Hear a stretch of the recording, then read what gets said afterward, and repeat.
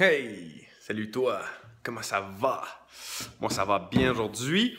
Je voulais parler de l'ego et de l'attachement de l'ego aujourd'hui. Euh, Puis je voulais juste expliquer juste brièvement c'est quoi l'ego pour celui qui sait pas c'est quoi ou juste parler de l'ego si toi tu sais c'est quoi un peu l'ego. Puis si tu es dans un combat avec ton ego toi aussi. Parce que moi, je suis dans un combat permanent. Toute ma vie, je vais continuer de me battre contre l'ego, contre la personne qui des fois vient me dire, tu sais, ah, Gab, t'es bon, t'es beau, tu fais bien les choses, hein?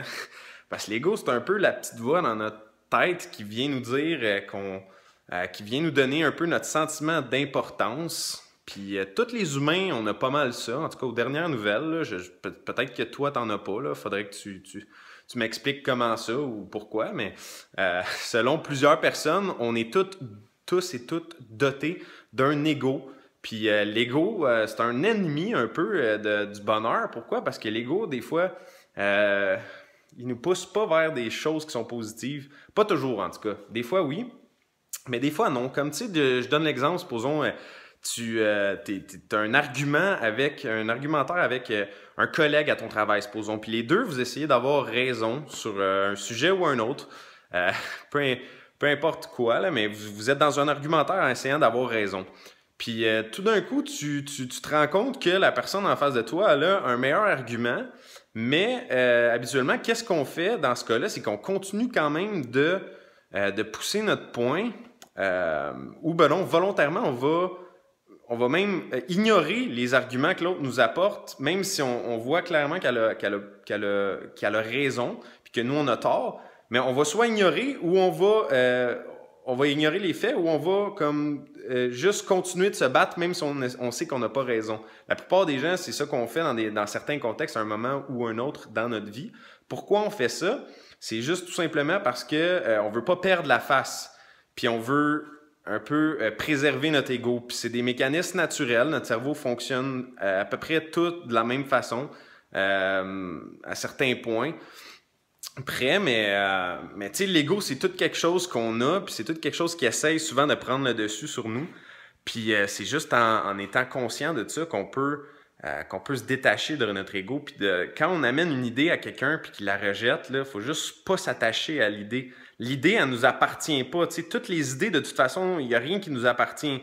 Les idées, ça vient de quelque part. Tu l'as entendu de ton père, de ta mère, de tes professeurs, des personnes que tu suis, des amis, des collègues. Les idées, ça appartient pas à personne. Tu sais, oui, il y a des brevets, il y a des trucs comme ça qui existent dans le monde, mais les idées, à la base, ça appartient pas à une personne unique. C'est pour ça, il faut pas que tu t'attaches à l'idée en tant que telle. Quand tu apportes une idée, ça t'est venu de quelqu'un d'autre, probablement. Mais en fait, très fortement, des très fortes chances que ça vient de quelqu'un d'autre. Fait que l'idée, elle t'appartient pas. C'est pas toi. Qu'est-ce que tu dis aux autres ou quoi que ce soit, ça vient pas de toi-même. C'est pas juste à toi. Ça t'appartient pas comme personne unique. Fait que faut juste que tu te détaches de ça. Puis si l'idée est pas bonne, mais elle est pas à toi, donc c'est pas grave non plus. T'es pas censé être attaché à cette idée-là. C'est pas censé te déranger si elle est pas bonne, ton idée. Fait que c'est ça, c'est juste un petit principe pour expliquer c'est quoi l'ego.